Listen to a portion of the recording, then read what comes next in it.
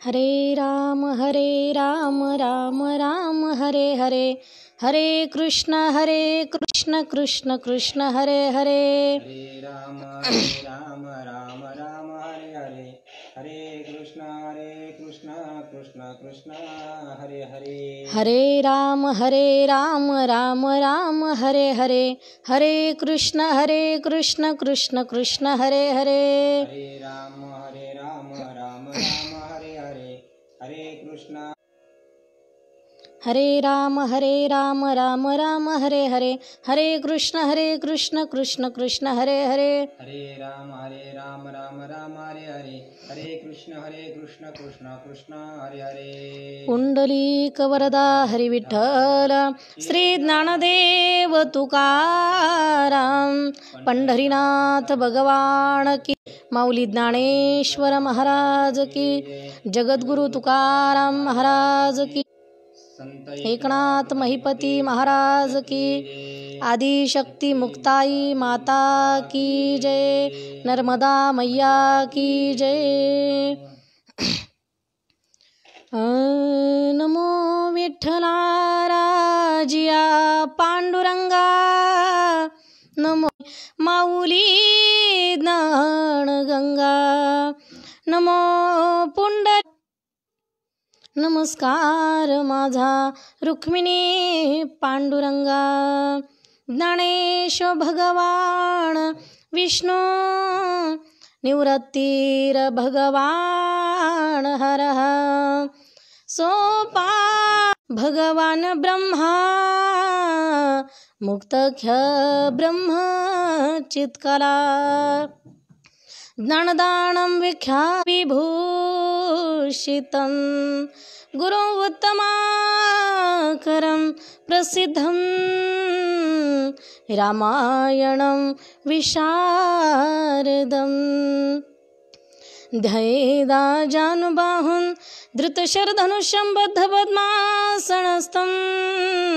पीतं वासोवसाननं नवकमलदलस्पर्धिनेत्रं प्रसन्नं, वामङ्करुडसीतामुखकमलमिल्ललं, नानालङ्कारदीप्तं, ददत्मुरुजटामण्डलं रामचन्द्रं। धन्यकालसुदिना आजीचा, जे भक्त चरित्र वर्णिती वाचा, श्रवणी ऐके तो दैवाचा, प्रेम भक्तीचा अधिकारी। आज या ठिकाणी श्री संत आदिशक्ती मुक्ताई यांच्या 725व्या अंतर्धान समाधी सोहळ्यानिमित्ताने वर्षभर असलेला 17 मे 2020 ते 7 जून 2021 पर्यंत चालू असलेला हा लाईव्ह महोत्सव, यासाठी संयोजक श्री संत मुक्ताबाई सांस्कृतिक प्रतिष्ठान सोलापूर, यासाठी आदिमाता आदिशक्ती मुक्ताई फेसबुक पेजवरून मी हरिभक्तीपरायण सौ सीमाताई नवनाथ महाराज आहेर, श्री क्षेत्र ताहराबाद, तालुका राहुरी, जिल्हा अहमदनगर येथून आपल्यासमोर लाईव्ह येत आहे। आज हा प्रवचनाचा आणि लाईव्ह प्रवचनाचा योग मुक्ताबाई सांस्कृतिक प्रतिष्ठानच्या वतीने माझ्याकडे आले, तर आजची ही प्रवचनरूपी सेवा आणि या सेवेच्या निमित्ताने जी ओवी निवडली, तसं एवढा करावा किंवा काही ज्ञान सांगावं, पण जशी भगवंताची इच्छा असेल, जशी संतांची कृपा असेल, जशी नर्मदा माईची कृपा असेल, त्याप्रमाणे माझे या क्षेत्र ताहराबादमधील संत कवी 288 संतांचे चरित्र ज्यांनी लिहिले ते म्हणजे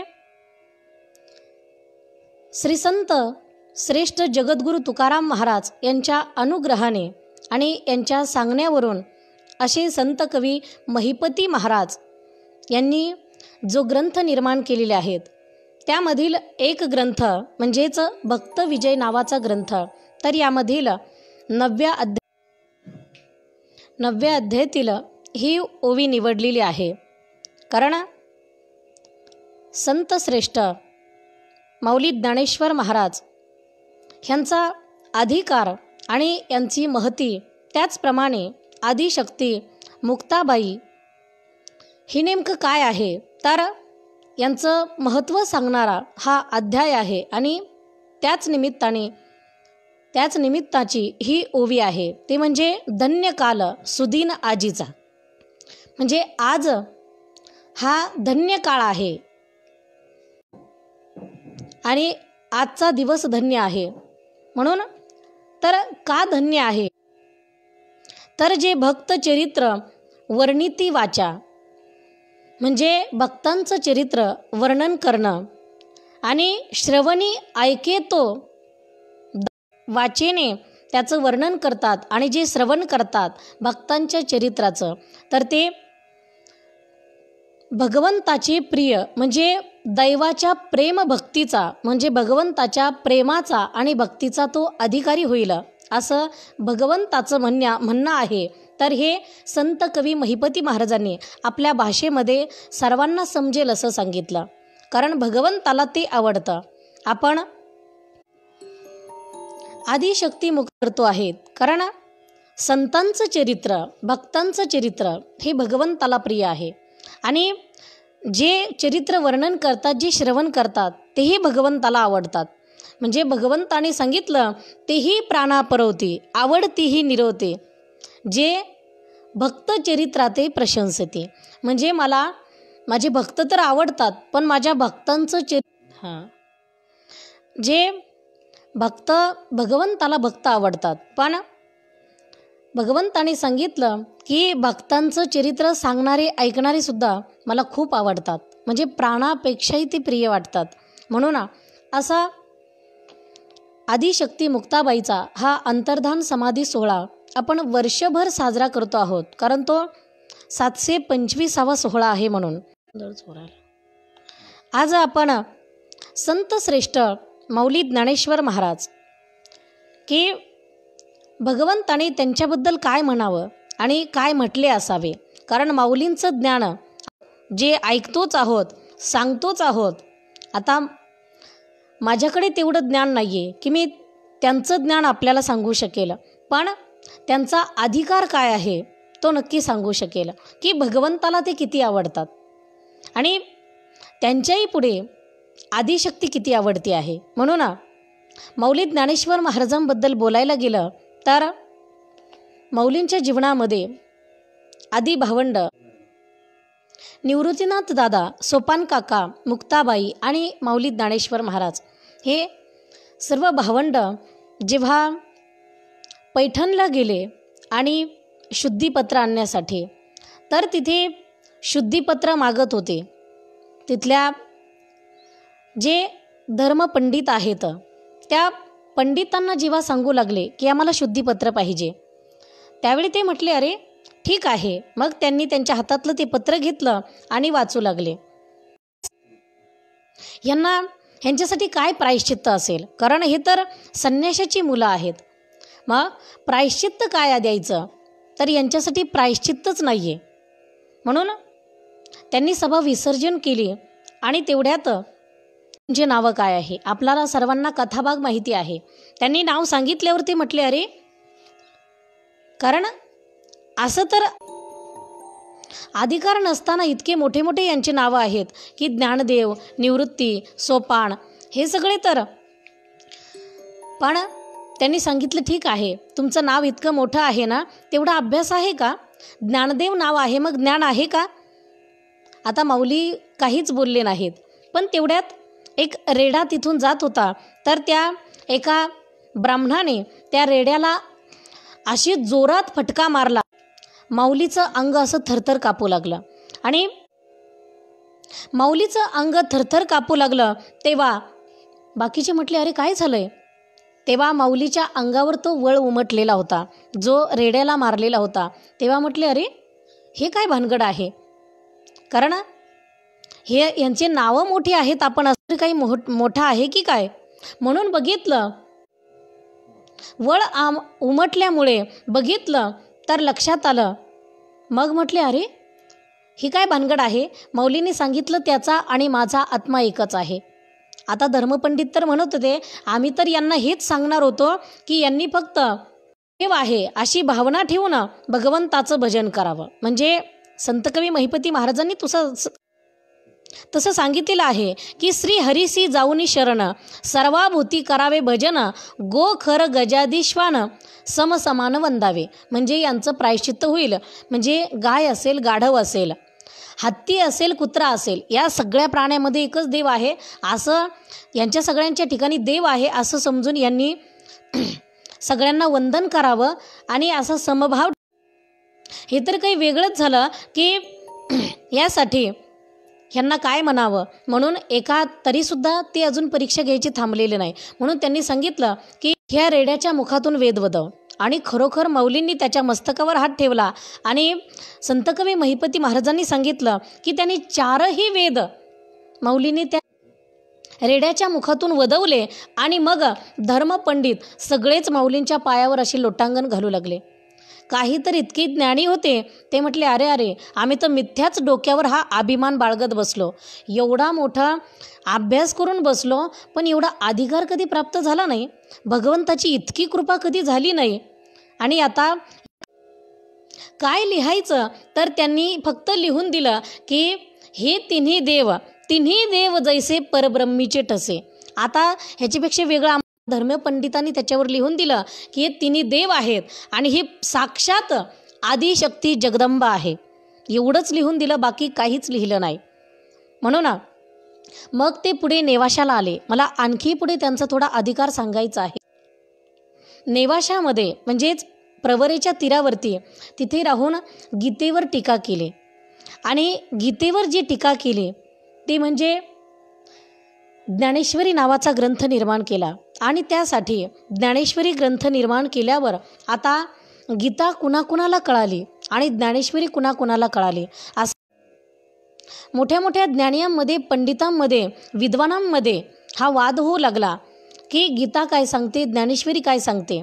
तर ह्याच्यासाठी मी असं एक ऐकरी शिक्षण संस्थेचे प्राचार्य मामासाहेब दांडेकर हे जेव्हा ज्ञानेश्वरी हा ग्रंथ घेऊन, कारण ज्ञानेश्वरी त्यांनी 56 भाषेचा केलासे गौरव असं माऊलींनी केलेलं आहे, तर ती ज्ञानेश्वरी भावार्थ केली. मग ती ज्ञानेश्वरी वरती खूप प्रेम करणारे होते. म्हणून त्यांनी जेव्हा आता महाराष्ट्रभर तर प्रवचनं व्हायचीच, भारतभर व्हायचे, एकदा त्यांना अमेरिकेमध्ये जाण्याचा योग आला.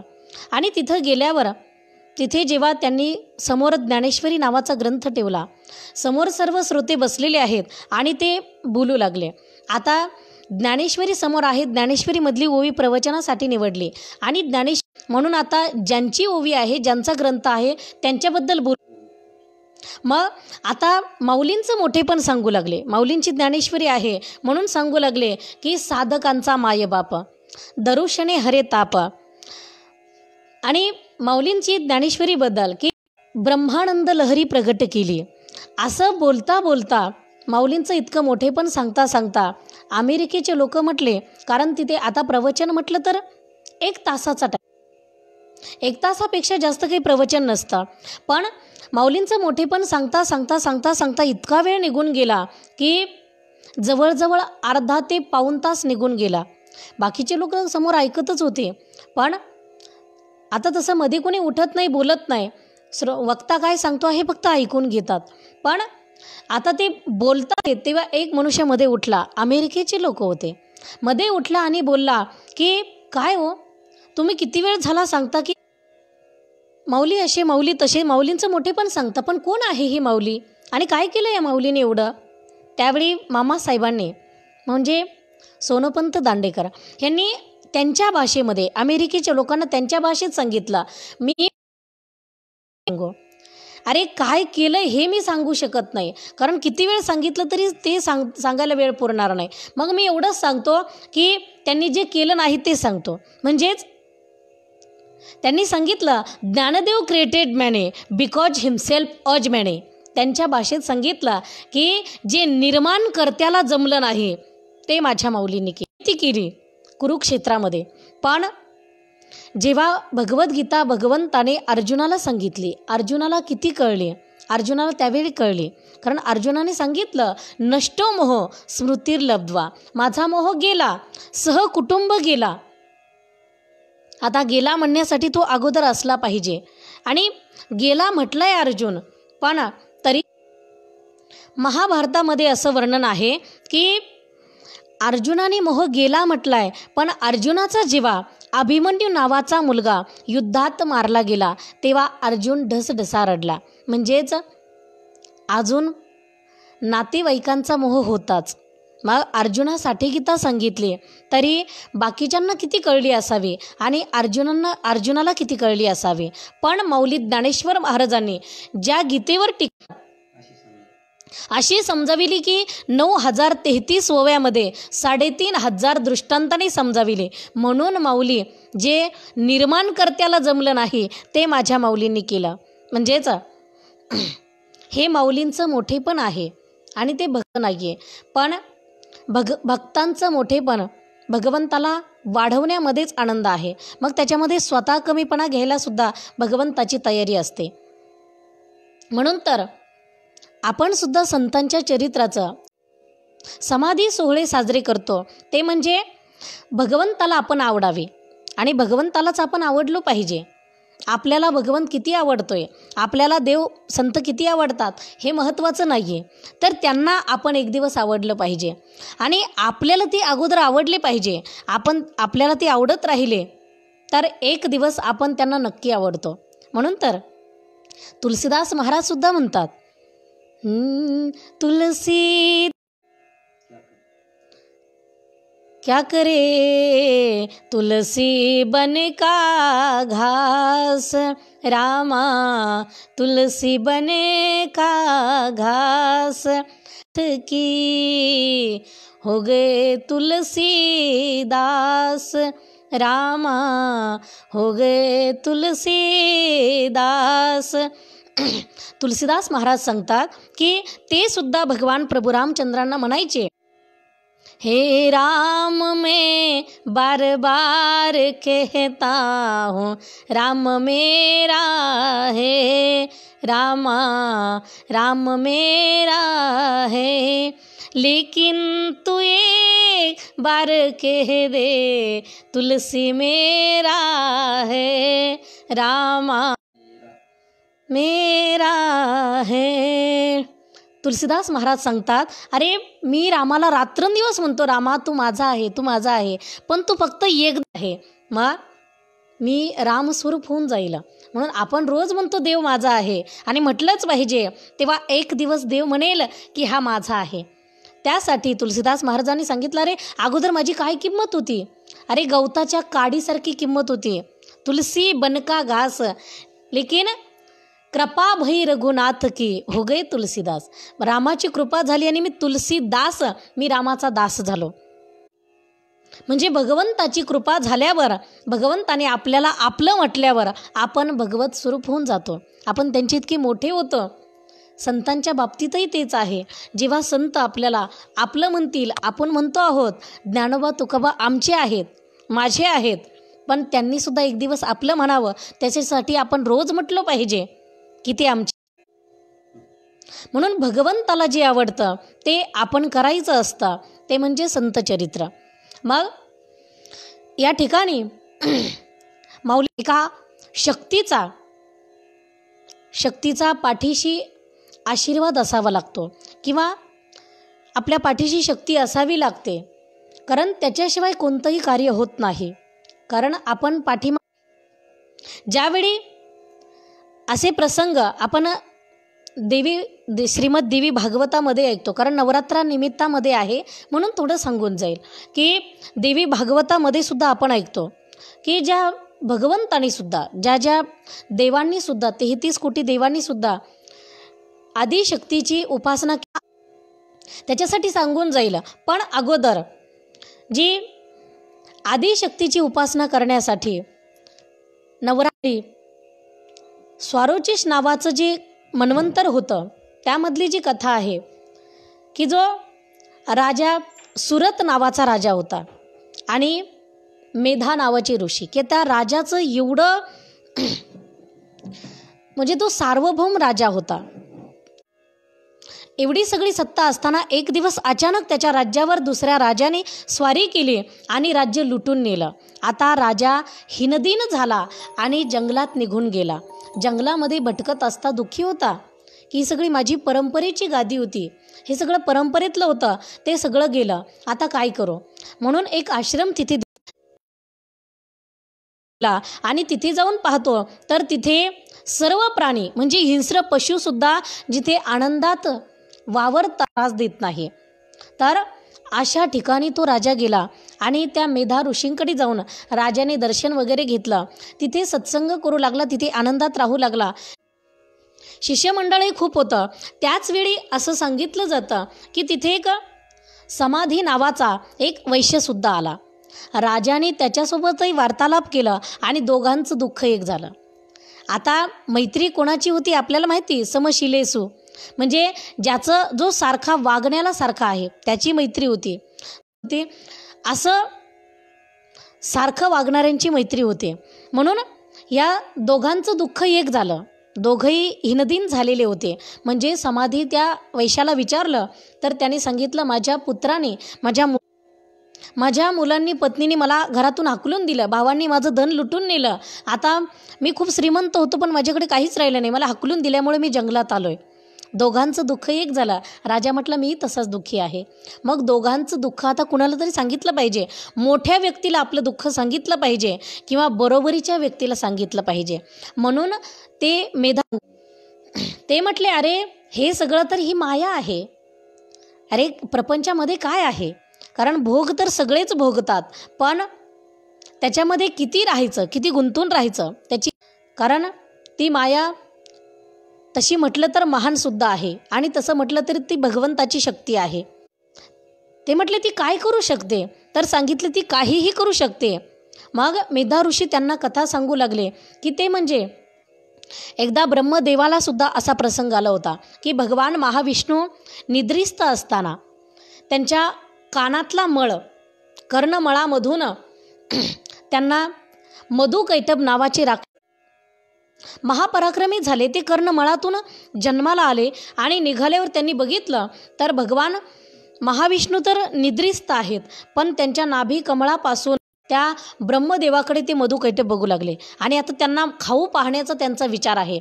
दोघंही त्यांच्याकडे जाऊ लागले, पण जात असता आता ब्रह्मदेव घाबरले, हात जोडले. ब्रह्मदेव म्हटले आता काय करावं,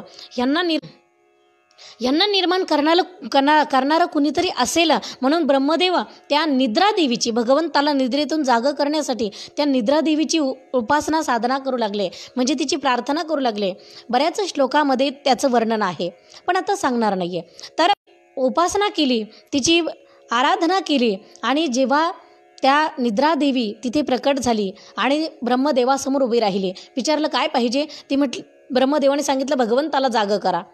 आणि भगवंताला जाग केलं तेव्हा भगवान त्या मधुकैटभासोबत जवळजवळ 25,000 वर्ष युद्ध चालू होतं. आणि मग नंतर आता तर मधुकैटभही थकत नव्हते आणि भगवानही थकत नव्हते, पण असं झालं की आता भगवंताला काही कळेना, एवढ्या दिवस युद्ध चालू आहे तरी हे मरत नाही, काय केलं पाहिजे.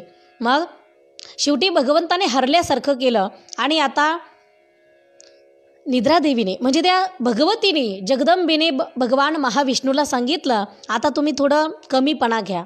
मग यांना बरोबर ते मधुकैटभ भगवंताला म्हणू लागले, आम्ही तुमच्यावर प्रसन्न आहोत, काय मागायचं ते माग, कारण त्यांना वाटलं आम्ही खूप शक्तिशाली आहोत. तेव्हा भगवंताने सांगितलं तुम्ही प्रसन्न आहात ना, मला कोणताही वर द्याल ना, मग मला लगेच असा वर देऊन टाका पटकन की तुम्ही लगेच मरा, म्हणून तुम्ही लगेच मेले पाहिजे असा मला वर द्या. अरे त्यांनी सहज वर देऊन टाकलं, त्यांच्या काही मेंदू जरा गुडघ्यातच होता, म्हणून टाकलं की आम्ही मरू म्हटले आणि लगेच मरू म्हटल्यावर आता त्यांनी सांगितलेलं, अगोदर त्यांनी भगवंताकडे मागितलेलं होतं की इकडे तिकडे मरण नको असं मागितलेलं होतं. मग भगवंतांनी आपल्या मांडीवर दोघेजण घेतले आणि मग त्यांना असं हाताने मांडी पुसल्यासारखं केलं तर ते संपले. म्हणजे ब्रह्मदेवाने सुद्धा भगवतीची उपासना केली होती. म्हणजे ज्या ज्यावेळी संकट येतं त्यावेळी भगवतीची उपासना केली जाते. मग पुढे मेधाऋषी सांगू लागले, एकदा 33 कोटी देवतांवर सुद्धा असा एक प्रसंग आला होता. म्हणजे महिषासूर नावाचा दैत्य की ज्याने तो इंद्र होऊनही राहिला. म्हणजे तो इंद्रपद त्याने घेतलं आणि पृथ्वीवर सगळे देव हकलून दिले. आता देव सगळे हिनदिन झाले आणि पृथ्वीवर दुःख यातना भोगू लागले.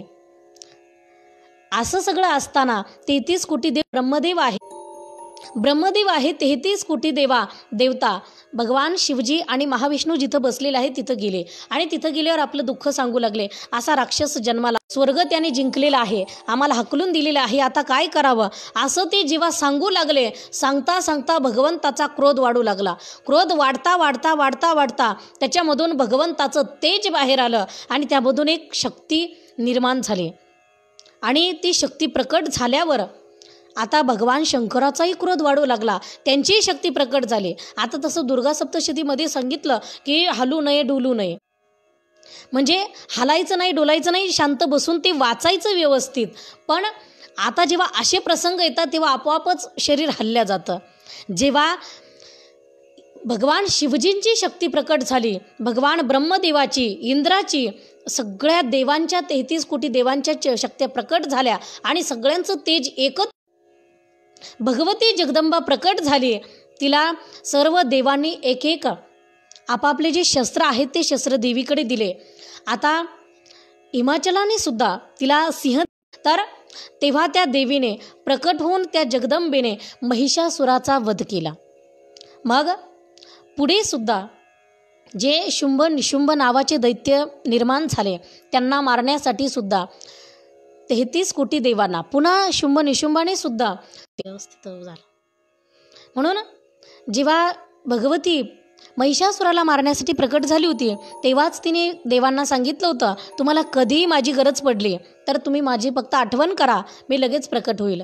म्हणून यांना देवीची उपासना करू लागले आणि तिथे जाऊन जान्हवीचं स्नान केलं आणि स्नान करून तिची उपासना करत असता तिथे त्याच ठिकाणी भगवती प्रकट झाली. म्हणजेच तिथे जी पार्वती होती त्या पार्वतीची मूर्ती होती, तर ती तिथून जगदंबा प्रकट झाली, तर पार्वती काळी झाली. मग जगदंबा प्रकट झाली आणि जगदंबा ही आता त्यांना विचारू लागली काय करायचं आहे. तर त्यांनी सांगितलं हे राक्षस निर्माण झालेले आहेत. तिथे चंडमुंड होते ते राक्षस, त्यांनी लगेच शुंभ निशुंभाला जाऊन सांगितलं. शुंभ निशुंभाने, कारण हे सांगू लागले तुझ्याकडे सगळं काही आहे, तुझ्याकडं ऐरावत हे सगळे काही रत्न आहे, सगळं आहे, पण हे श्रीरत्न नाही आहे, ते तू मिळव.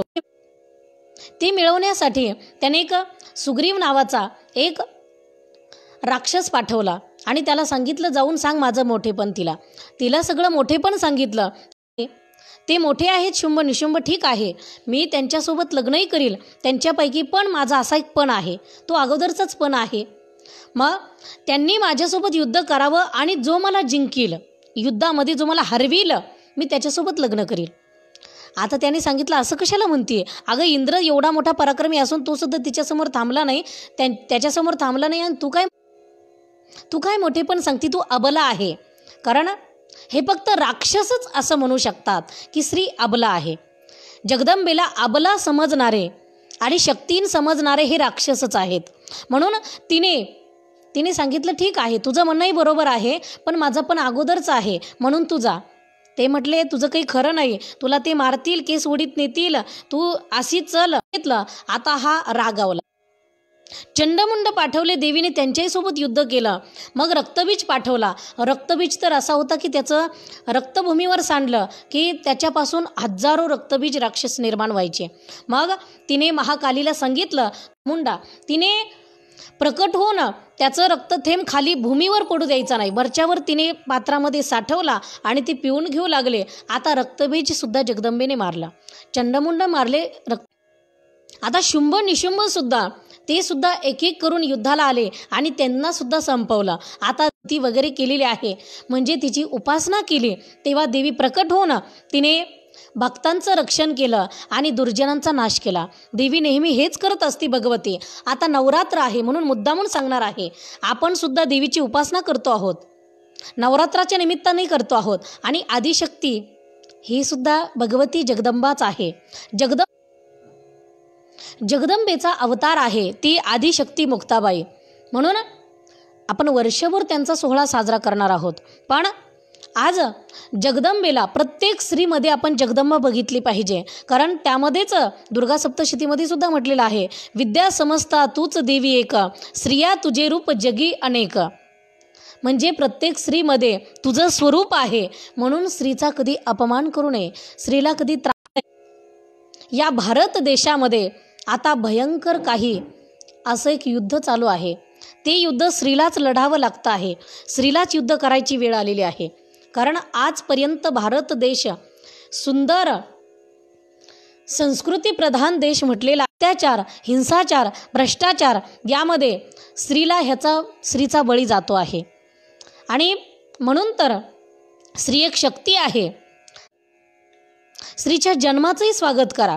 कारण एका स्त्रीने दुसऱ्या स्त्रीला समजून घेतलं पाहिजे, पण तसं होत नाहीये. त्यासाठी म्हटलेलं आहे, कुस करली ती कळी हो त्यांनी फुलण्याच्या,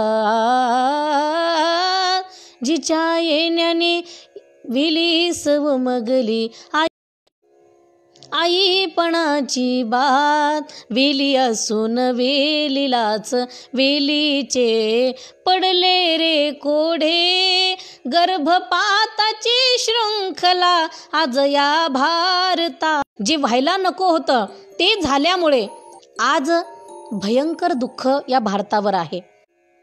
कारण कंस मामाचा जेव्हा नाश व्हायचा होता तेव्हा सुद्धा बालहत्या झाली होती, त्यामध्ये स्त्री भ्रूण हत्या झालेली होती. म्हणून कंस मामाचा नाश झाला. म्हणून स्त्रीचा सन्मान करा. कारण शास्त्रकार सुद्धा सांगतात, यत्र नार्यस्तु पूजन्ते तु न पूजन्ते सर्वात कर्मा फलां क्रिया. भारत देशामध्ये प्रत्येक घरामध्ये स्त्रीचा सन्मान झाला पाहिजे. स्त्रीला एक जगदंबेचं स्वरूप समजलं पाहिजे, म्हणजे तिचा सन्मान झाला गृहलक्ष्मी म्हणून, तर त्या घरात खरोखर लक्ष्मीचं वास्तव्य असतं. ज्या घरात स्त्रीचा अपमान होतं तिथं कोणतीच देवपूजा सफल होत नाही. तुम्ही कोणत्याच देवाची पूजा करायची गरज नाही, कारण देव त्या घरात येतच नाही आहेत. म्हणून स्त्रीचा सन्मान होणं गरजेचं आहे, पडते आहे. पण स्त्रीने सुद्धा लक्षात घेतलं पाहिजे की आपण सामान्य नाही आहे, आपण साक्षात जगदंबेचा अवतार आहोत. प्रत्येक स्त्रीमध्ये जगदंबा दडलेली आहे, लपलेली. कारण ज्यावेळी राक्षस मारण्यासाठी, शुंभ निशुंभ मारण्यासाठी जगदंबेला सगळ्या देवांच्या शक्ती एकत्र कराव्या लागल्या, सगळ्या देवांच्या शक्ती एकत्र झाल्या, तेव्हा जगदंबा प्रकट झाली. मग आत्ता सुद्धा सर्व शक्तींना, सगळ्या स्त्रियांना एकत्र यावं लागणार आहे. तेव्हा हे अत्याचाराचं दुःख कमी होईल आणि हे संकटातून स्त्री वाचेल. नाहीतर अशा कितीतरी स्त्रियांना बळी जावं लागेल. पण त्यासाठी काय करावं लागेल? मग स्त्रियांनी एकत्र येऊन काही मारामाऱ्या करायच्या का? तर नाही. एक शिक्षण नक्की घ्यायचं, नोकरी करायचं, मोठं कार्य करायचं. स्त्री कुठे कमी नाही आहे, परमार्थही करायचा, सगळ्या गोष्टी करायच्या. पण आपलं राहणीमान व्यवस्थित ठेवायचं. म्हणजे एकतर स्त्रीने आपलं पूर्ण अंग झाकेल असं वस्त्र परिधान करायचं की ज्यामुळे आपल्यामध्ये जगदंबा प्रकट होईल, की एखादी पुतना प्रकट होणार नाही आहे ह्याची काळजी स्त्रीनेच घ्यायची. आपण मुलींना समजावून सांगायचं की अंग भरून वस्त्र घालायचं. कुठली काही फॅशन आली म्हणून काय आपण बदलायचं का? आपली संस्कृती आपण जपायची आणि पद्धतीने आपण राहायचं. आपलं राहणीमान व्यवस्थित असेल तर आपल्याला कुणाची भीती नाही. म्हणून स्त्रियांनी एकत्र येऊन, स्त्रियांनी आता सर्व शक्तीने एकत्र येऊन या राक्षसांचा नाश करणं खूप गरजेचं आहे. आणि त्यासाठी स्त्री शक्ती एकत्र झाल्याशिवाय हा नाश होणार नाही आहे. आजसुद्धा भारत देशावर नवे सगळ्या जगावर संकट आहे. म्हणून तर असे फेसबुक लाईव्ह प्रवचनं कीर्तनं करायची. नाहीतर हे असलेलं कार्यक्रमामध्ये जवळजवळ आपले कीर्तन प्रवचनं म्हटलं तर शेकडो हजारो लोक समोर बसलेले असतात. पण आता एकट्यानेच बोलायचं आणि एकट्यानेच ऐकायचं, किती अवघड परिस्थिती झाली. तर त्या परिस्थितीचं कारण आपल्या सगळ्यांना स्मृत आहे. ते म्हणजे हा आलेला भयानक रोग जगाला संपवण्यासाठी. पण भारत देशावर हा जास्त काळ टिकणार नाही आहे. कारण भारतातल्या देवांना माहिती आहे, भारतातल्या संतांना माहिती आहे आणि भारतातल्या लोकांना माहिती आहे की जेव्हा आपण आदिशक्ती जगदंबेची उपासना करतो तेव्हा राक्षसाचा नाश होतो. हा एक राक्षसच आहे. कारण त्याला ह्याच्यामध्ये सुद्धा म्हटलेलं आहे की तो तांत्रिक मांत्रिक किंवा एक कृत्रिम बनवलेलं विष आहे. तर हे विष नाशसुद्धा या जगदंबेच्या उपासनेने होईल. 9 दिवस आपण तिची उपासना करतो आणि उपासना झाल्यावर भगवती जगदंबा प्रकट होते. 8 दिवस, आता यावर्षी 8 दिवस आहेत, 9व्या दिवशी दसरा आहे. 8 दिवस आपण जगदंबेची उपासना करणार आहोत. उपासना चालू आहे. तर त्यामध्ये 9 दिवसामध्ये जगदंबा म्हणजे आपण म्हणतो आई घटी बसली. जगदंबा ही आपण तिची स्थापना करतो आणि स्थापना करून आपण उपासना करतो, आपण उपवास करतो. जगदंबेला उपवास नसतो. आपण उपासना करतो. 9 दिवस तिला वेगवेगळ्या प्रकारचे नैवेद्य दाखवतो आणि जेव्हा ती प्रकट होते तेव्हा प्रकट होऊन दसऱ्याच्या दिवशी आणि प्रकट होऊन ती राक्षसाला मारते. असं वाटतं आता ती वेळ आलेली आहे. आपण 9-10 महिन्यांपासून त्या संकटाला तोंड देतो आहोत. घरामध्ये बसून राहा, कुणाला भेटू नका, पाहुण्यांना भेटू नका. किती माईस लेकरू पारखं म्हणतात तशी भयंकर परिस्थितीमध्ये आपण राहिलो. कितीतरी लोक उपाशी राहिले, कितीतरी कशा परिस्थितीला सगळ्यांनी तोंड दिलं. पण आज नवरात्र सुरू झाल्यापासून असं वाटतं 4-5 दिवसापासून आजचा 5वा दिवस की आदिशक्ती जगदंबा आता प्रकट होणार आहे आणि प्रकट होऊन ती दसऱ्याच्या दिवशी नक्की या कोरोना नावाच्या संकटाला, या राक्षसाला मुळासकट खणून काढणार आहे आणि आपल्याला एकदम करून टाकणार आहे. असा एक आत्मविश्वास आहे आणि तसं होणार आहे. म्हणून जगदंबेची उपासना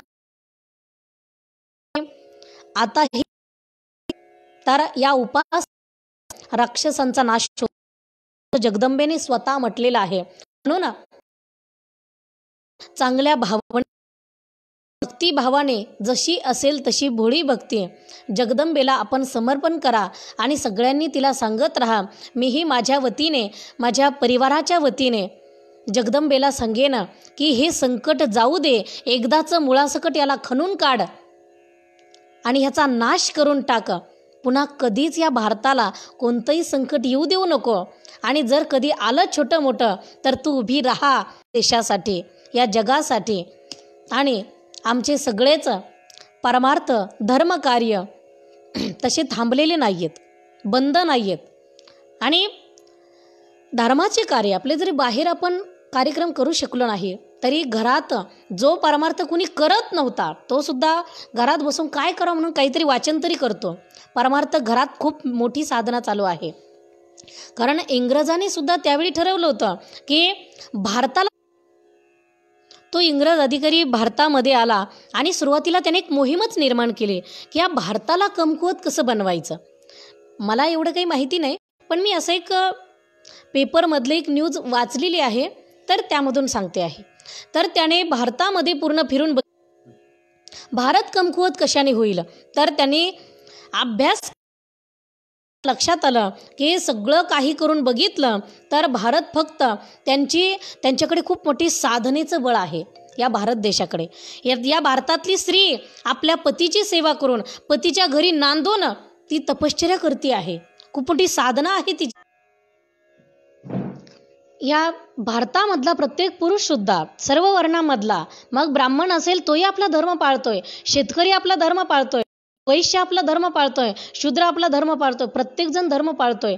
मग यांचा धर्म कमकुवत करायचा आणि त्याच्यासाठी यांची तपश्चर्या साधना कमी करायची. त्यासाठी यांचं धर्मकार्य म्हणजे परमार्थ बंद पाडायचा असं त्याने ठरवलं होतं. आणि त्याच पद्धतीचं आज या जगात या संकटाने असं ठरवलं असावं की ह्या लोकांना कसं कमकुवत बनवायचं. तर ह्यांचा धर्माचे कार्य बंद पाडायचे. बाहेर जरी बंद पाडले पण इंग्रज किती वेडा असेल तो की त्याच्या लक्षात आलं नाही की आपण जरी बाहेर बंद पाडलं, म्हणतात ना नाक दाबल्यावर तोंड उघडतं. अरे बाहेरचा परमार्थ बंद पाडला म्हणून काय झालं, आतल्या घरात तर प्रत्येक जण असेल की महाराज, म्हणजे मी कुणाची निंदा करत नाहीये, पण महाराज लोकांना कार्यक्रमामुळे साधना करायला, परमार्थ करायला, ग्रंथ वाचायला वेळ मिळत नव्हता. पण आता एवढा वेळ मिळून एवढे सगळे अगदी परिपक्व झालेले आहेत. एवढी साधने, एवढी तपश्चर्या त्यांची सगळ्यांची वाढलेली आहे. सगळ्याच लोकांनी घरात बसून काही ना काही साधना केलेली आहे की आणखी बलवत्तर होतोय, आणखी सगळ्यांचा परमार्थ एवढा बलवान झालेला आहे, हे लोकांच्या लक्षात येत नाहीये. पण हे संकट जाण्यासाठी आपण सगळ्यांनी घरात बसून खूप सगळ्यांनी साधना केलेली आहे. आणि म्हणून या संकटाचा आता दसरा अशी जग प्रार्थना करते, अपेक्षा करते. आणि मुक्ताबाई अंतर्धान 725वा असल्यामुळे वर्षभर लाईव्ह कार्यक्रम चालू आहेत. तर आजच्या या नवरात्रीमधली ही 5व्या माळीची 5व्या दिवसाची ही प्रवचनरूपी सेवा माझ्याकडं आली. ती म्हणजे संयोजक श्री संत मुक्ताबाई सांस्कृतिक प्रतिष्ठान सोलापूर यांच्या वतीने माझ्याकडं आलेली ही सेवा. म्हणून या आदिमाता आदिशक्ती मुक्ताई फेसबुक पेजवरून म्हणून आज आपणा सर्वांच्या समोर हा बोलण्याचा योग आणि ही असलेली सेवा भगवंताच्या चरणी, आदिशक्ती मुक्ताबाईच्या चरणी, आदिशक्ती जगदंबेच्या चरणी समर्पण करून जे काही माझ्या वाणीतून म्हणजे जे काही बोलून गेले असेल, जे चांगलं असेल ते आपण त्याचा नक्कीच फायदा करून घ्यावा. आणि जे काही चुकीचे शब्द निघून गेले असतील ते माझ्या वाणीचे दोष समजून ते टाकून द्या. आणि आपली असलेली आजची ही प्रवचनरूपी सेवा जगदंबेच्या चरणी, संत श्रेष्ठ मौलिद ज्ञानेश्वर महाराजांच्या चरणी, संत कवी महिपती महाराजांच्या चरणी, सर्व वारकरी भक्त आणि माझ्या नर्मदा माईच्या चरणी समर्पण करून आपण आपल्या सेवेला पूर्ण विराम देऊया. पुंडलिक वरदा हरिविठ्ठल श्री ज्ञानदेव तुकाराम पंढरीनाथ भगवान की, मौलिद ज्ञानेश्वर महाराज की, जगद्गुरु तुकाराम महाराज की, संत एकनाथ महिपती महाराज की, आदिशक्ती मुक्ताई माता की जय.